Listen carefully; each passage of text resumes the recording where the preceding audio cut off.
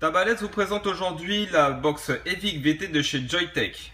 Donc la box est présentée sous forme de packaging avec une boîte en carton où à l'arrière vous allez retrouver donc quelques informations en anglais sur la box avec l'intégralité du pactage et la couleur. Pour le coup là donc c'est la couleur black. Il existe en couleur donc en jaune avec des bandes noires, le noir avec les bandes rouges et la blanche avec des bandes bleues. Donc on va ouvrir voir ce qu'il y a à l'intérieur du pactage. Donc vous allez retrouver ici la EVIC VT noire. On va voir ce qu'il y a en dessous. Vous allez avoir donc ici le manuel d'utilisation qui est en multilingue dont la version française. Vous allez retrouver la carte de garantie, le chargeur donc secteur avec le câble micro USB pour pouvoir la recharger. Vous allez retrouver ici une housse de protection en silicone transparente, légèrement opaque. Vous allez retrouver une tête d'Ego One Mega avec une résistance en nickel, donc le NI200 avec une valeur de 0,2 ohm. Et une deuxième résistance ici, donc c'est la TI en titane avec une valeur de 0,4 ohm. Au niveau de ses caractéristiques techniques et de ses dimensions, elle fait donc du 85,6 sur 47 sur 25,5 mm. Elle va avoir une batterie de 5000 mAh en batterie LiPo. Vous allez avoir donc une puissance en wattage variable de 1 à 60 watts. Vous avez la possibilité de vous mettre en contrôleur de température de 100 à 315 degrés ou de 200 à 600 Fahrenheit. Vous allez avoir donc des résistances détectées à partir de 0,15 ohm pour donc le wattage variable et à partir de 0,05 ohm pour tout ce qui est contrôleur de température. Donc vous allez avoir trois modes dessus. Vous allez avoir le wattage variable, le contrôleur de température NI, donc en nickel, NI200, et vous allez avoir donc le mode contrôleur de température en TI, donc avec le fil titane. Vous allez avoir aussi une protection des 10 secondes. Quand vous appuyez 10 secondes dessus, elle va s'arrêter automatiquement.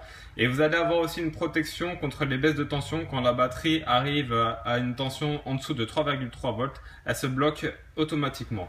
Donc on va faire un petit tour du design. Vous allez avoir donc sur le dessus la connectique 510 avec le pin 510 qui est en laiton, avec 4 évents ici pour avoir l'air qui circule entre l'atto et le pin 510. Et vous allez avoir la connectique 510 qui est montée sur ressort pour qu'elle soit flush avec tous vos atomiseurs. Vous allez avoir ici le bouton de réglage pour changer les différents menus ou pour monter ou diminuer soit le contrôleur de température, soit le wattage variable. Vous allez avoir sur le côté le bouton Fire et l'écran ici OLED qu'on verra un peu plus après. Et ici vous allez avoir donc le chargeur micro USB. Et sur le dessous, vous allez avoir donc les trous de dégazage. Donc au niveau du cluromiseur, c'est le même cluromiseur que sur la Ego One Mega. Donc au niveau de ses caractéristiques techniques, il va faire 4 ml avec un réservoir qui est en Pyrex. Il est fait en acier inoxydable avec double entrée d'airflow qui est réglable par simple rotation de la bague. Et vous allez avoir donc une plage de puissance pour tout ce qui est NI200 et TI entre 15 et 60 watts. Si vous mettez des résistances standards, plutôt entre 15 et 30 watts. Et il va avoir ici un diamètre de 22 mm avec ici un drip tip amovible qui est en métal. Donc si on regarde bien au niveau de son design, vous allez avoir donc une grosse entrée d'air par le drip tip qui est, comme je disais avant, amovible. Et donc ici vous allez avoir deux joints d'étanchéité pour éviter qu'il bouge de trop à l'intérieur. Vous allez avoir donc trois fenêtres sur trois parties du cluromiseur pour voir le niveau. Et donc comme je vous l'ai dit, là c'est du 22 mm, le plot il n'est pas réglable. Et au niveau de son airflow, vous allez avoir donc une double entrée qui sont assez larges, hein, ça va faire vraiment du power lapping si vous l'ouvrez en grand, comme un tirage très serré si vous le refermez de pratiquement 95%. Et quand vous ouvrez dedans, donc de base il y a la résistance NI200 qui est enclenchée. Alors la différence entre la NI200 et la TI au niveau du design, vous pouvez voir ici il y a le joint bleu pour la NI200 et vous allez avoir le joint rouge pour la TI. Donc celle-là c'est une résistance en 0,2, l'autre c'est une résistance en 0,4 et au niveau de l'intérieur on verra pas trop de différence si ce n'est au niveau du Cantal mais qui n'est pas visible à l'œil nu. Donc voilà ce que donne la box avec le Ego One Mega monté dessus. Donc on peut voir il est parfaitement flush. On va maintenant voir les différents menus qui se proposent à nous. Donc déjà pour commencer, vous allez avoir 5 clics pour allumer la box. Donc 1, 2, 3, 4, 5. Vous allez avoir quand même pas mal d'informations sur l'écran, un écran qui est assez large avec une police d'écriture qui est vraiment visible, même pour ceux qui ont du mal au niveau de leur vue. Vous allez avoir donc plusieurs choses qui sont modifiables dans le menu pour l'affichage. Là, dans un premier temps, vous avez soit la température en TI, donc pour le titane, soit le contrôleur de température en NI 200, ou soit donc la puissance en watts en utilisant des résistances standards. Donc là, vous avez la valeur de la puissance où vous êtes actuellement et vous allez avoir ici la valeur de la résistance avec ici l'indicateur de batterie. Donc au niveau des menus, pour rentrer dedans, il va falloir appuyer 3 fois sur le bouton Fire. Donc 1, 2, 3, vous attendez un petit peu, ça va se mettre à clignoter. Donc vous avez soit le choix de valider avec le bouton Fire, soit de descendre dans les menus en bougeant la molette sur la gauche. Voilà, vous pouvez descendre de menu en menu. Et donc après, en bougeant la molette sur la droite, vous avez la possibilité donc de changer les paramètres. Donc soit là, je mets en mode Power, donc pour les résistances standards, soit en mode NI. Donc là, j'ai la résistance NI, donc c'est ce qu'il me faut. Donc là, je valide. Vous voyez, là, ça valide bien en appuyant sur Fire. Donc je refais 3 clics pour rentrer dans les menus. Une fois que je refais 3 clics, je descends. Donc là, le mode Power, vous pouvez modifier la puissance souhaitée, sachant que vous pouvez aller de 30 à 60 watts en mode contrôleur de température. Vous pouvez ici locker la résistance. Vous voyez, il y a un petit cadenas qui apparaît ici.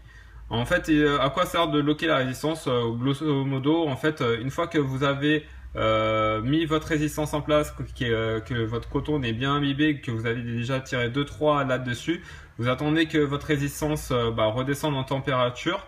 Et après ça, vous validez votre résistance, comme ça, votre résistance gardera la même valeur tout au long de votre vape. Que vous enlevez votre atomiseur pour le remettre le même, puisque vous remplissez de liquide, etc. La valeur ne changera pas et vous n'aurez pas besoin de rechecker à chaque fois la nouvelle résistance. Donc ça, c'est vraiment bien si vous vapez tout le temps sur les mêmes résistances ou sur les mêmes atos. Après, si jamais vous voulez mettre donc de nouveaux atos avec des nouvelles résistances, il faudra re-rentrer dans le menu, redescendre au menu de la résistance. Et donc si elle a été verrouillée, il faudra la redéverrouiller en faisant donc un petit coup de molette sur la droite, tout simplement. Donc la dernière partie est donc sur le niveau de la batterie. Donc quand vous rentrez dans le menu et que vous descendez au niveau de la batterie, en faisant donc la coup de molette droite pour changer, vous avez donc le nombre de puffs que vous pouvez afficher, ou tout simplement la durée. Donc ça compte à chaque fois que vous appuyez le nombre de temps que vous avez appuyé sur le bouton et ça vous donne le temps en secondes que vous avez vapé. Bon, c'est pas forcément très utile. Pour moi, le plus utile et ce que je laisserai par la suite, c'est l'indicateur de la capacité de la batterie et on valide. Comme sur le DNA 40, vous avez la possibilité donc d'éteindre l'écran tout en continuant de vaper pour économiser au maximum la batterie. Donc pour ce faire, une fois que la box est allumée, il va falloir tourner ce bouton là sur la gauche et en même temps d'appuyer sur le bouton Fire pendant 3 secondes. Et du coup là, quand vous allez voir, il va mettre Still On, Still Off. Donc si je le mets sur On, je valide et du coup quand je vape, voilà, maintenant c'est totalement éteint. Donc il n'y a plus rien qui s'affiche. Pour pouvoir rechanger, il va falloir faire la même chose. Donc molette sur la gauche avec le bouton Fire enclenché. On attend 3 secondes, Still Off, et du coup maintenant l'écran s'affiche de nouveau. Vous avez aussi la possibilité de bloquer donc la molette pour pas que votre valeur de résistance ou la valeur de votre température change toute seule. Donc pour ce faire, contrairement à ce qu'on vient de voir, on va faire la molette sur la droite avec le bouton Fire enclenché pendant 3 secondes. Et donc du coup là vous allez voir Keylock. Donc vous allez avoir la possibilité d'appuyer sur le bouton Fire, mais ne plus modifier les différentes valeurs dans le menu. Donc ça c'est plutôt bien. Une fois que vous avez fait votre réglage, vous n'avez plus rien à toucher et les réglages ne peuvent pas se changer toutes seules. Pour pouvoir le redéloquer, vous faites la même chose. Molette sur la droite, bouton Fire, vous laissez 3 secondes. Et là, Key Unlock, et du coup, vous retrouvez la possibilité de changer la température ou le wattage variable suivant ce que vous avez mis dans le menu. Vous allez avoir plusieurs messages qui peuvent apparaître sur votre écran, notamment quand vous n'avez pas d'atomiseur, il peut avoir la mention No Atomizer Found ici. Donc vous allez avoir plusieurs messages, vous allez avoir la batterie low quand la batterie a un voltage inférieur à 3,3 volts, donc qu'il faut la recharger. Vous allez avoir over 10 secondes de protection, c'est quand vous appuyez pendant 10 secondes en non-stop. Elle va se bloquer toute seule, il va falloir relâcher le bouton et réappuyer pour pouvoir revaper de nouveau. Vous allez avoir la mention protection, c'est si la température réelle du col est supérieure à celle qui est enregistrée dans votre mode. Vous allez avoir aussi le device too hot, c'est si la box dépasse une température de 70 degrés. Donc pour voir la température, il y a une solution, vous pouvez éteindre votre box, donc 5 clics, 1, 2, 3, 4, 5. Une fois elle est éteinte, vous appuyez 10 fois d'affilée sur le bouton Fire et vous allez avoir la température qui va apparaître. Donc 1, 2, 3, 4, 5, 6, 7, 8, 9, 10. Et là vous voyez la température de la box qui est à 36 degrés. Vous allez avoir aussi le atomizer short, c'est en cas de court-circuit. Donc ça arrive soit quand vous allez avoir une résistance qui est défaillante, ou soit si votre atomiseur ne touche pas notamment ou touche pas bien le plot, il peut y avoir ce message qui apparaît. Vous allez avoir peut-être un message aussi qui peut apparaître quand vous changez donc la résistance en contrôleur de température. Donc si vous avez déjà un atomiseur avec une résistance que vous l'enlevez, que vous remettez un autre atomiseur avec une résistance NI 200 ou une résistance TI, vous allez avoir sur l'affichage ici apparaître New Coil Right ou Same Coil Left. Donc en fin de compte, New Coil Right, c'est si jamais vous avez donc une nouvelle résistance enclenchée, donc vous faites la molette vers la droite pour valider. Donc du coup, il va détecter la résistance que vous venez d'insérer. Et si jamais vous avez simplement dévissé votre atomiseur et que vous les avez revissé le même avec la même résistance, vous allez donc faire molette de gauche pour valider le Same Coil Left. Vous allez avoir aussi la batterie qui peut se mettre à clignoter quand vous êtes sur une capacité inférieure à 10%. Et pour la recharger, donc vous pouvez la recharger directement en micro USB directement sur l'ordinateur. Et vous avez une moyen plus rapide pour pouvoir la recharger si vous la mettez sur secteur. Et sur secteur, elle met environ 6 heures pour pouvoir recharger complètement. Donc là, j'ai rempli mon atomiseur de liquide.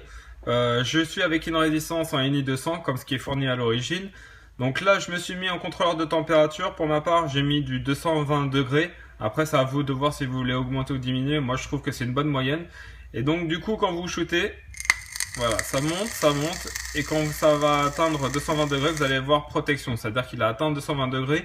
Et du coup, là, il est obligé de descendre en puissance pour pouvoir ne pas dépasser les 220 degrés. Donc, quand on fait attention, vous voyez que ça chute à certains moments pour pouvoir descendre en température. Et une fois que vous avez descendu en température, vous faites l'inverse, vous augmentez.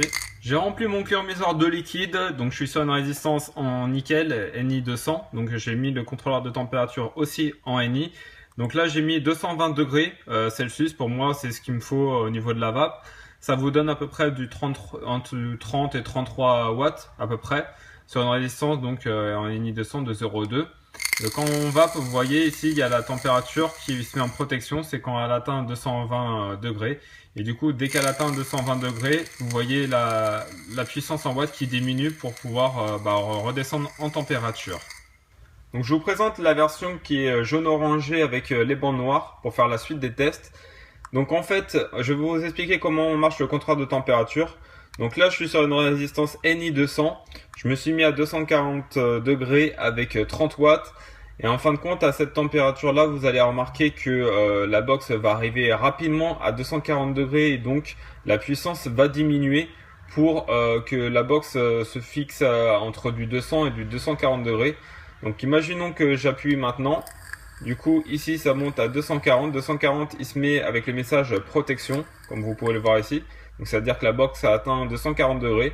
Et quand elle atteint 240 degrés, du coup, la puissance diminue ici. Vous pouvez voir, voilà, ça descend 14, 13. Et comme la valeur de la puissance diminue, du coup, la température se refroidit.